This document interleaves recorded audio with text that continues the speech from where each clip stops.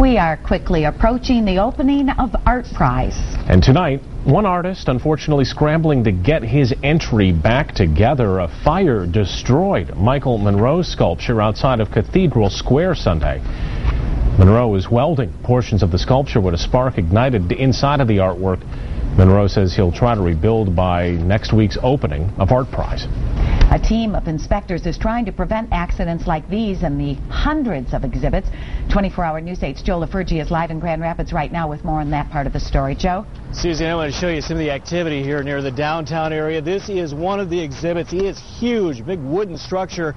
And we are at the Pew campus to Grand Valley State University. And what we expect to happen with this is this large piece will all be lifted up, and check out that blue pedestrian bridge that connects the east and the west side of the river downtown between the Grand Valley campus and some of the buildings on the other side there, and expected to sit up on top of that big blue bridge. Now, city inspectors are here at different venues all around the city. There are 160 of them all together, trying to make sure everything stays safe, but they're also trying to overcome a sort of language barrier between artists and the people of authority.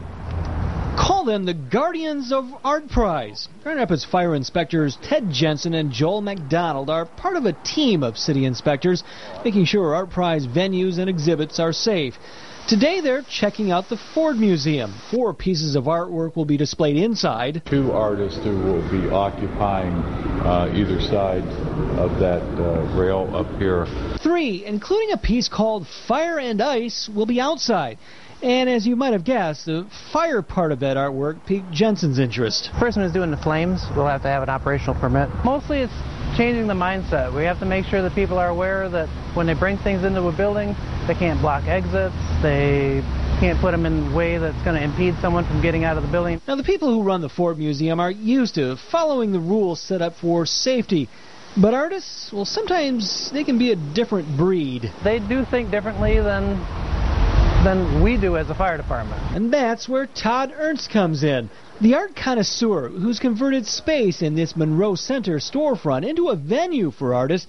He is also serving as the fire department's unofficial ambassador to the art world. Perhaps the best way to describe it is sometimes I'm a bit of a translator. Ernst is helping inspectors understand art and artists understand rules, marrying the idea that while the more people are exposed to the 160 venues and the work they host, those people have to stay safe as well. That way the artists don't think that we're just coming down on them. We actually have someone in our corner that's helping us to communicate with them. Well, I hope so. I can't speak to, the 1,200 artists and the 160 venues, but, I'm confident that the people I've spoken with, I've helped provide some context. All the information you need to know about Artprize is on our website at woodtv.com. Back to you. All right, Joe, thanks. Pre-registration for Artprize is right now underway. You can sign up at the Artprize website. Organizers tell us that's going to speed up the sign-up process when Artprize begins next week. Link to Artprize website at ours, woodtv.com.